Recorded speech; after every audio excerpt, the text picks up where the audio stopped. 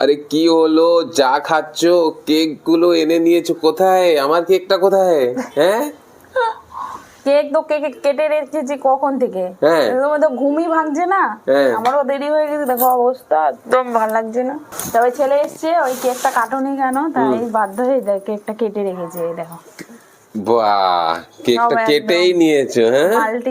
বাহ, দাও আমাকে, দাও একটা ক্রিসমাসের একটা গিফট। তোমাকে ক্রিসমাসের গিফট দেবো।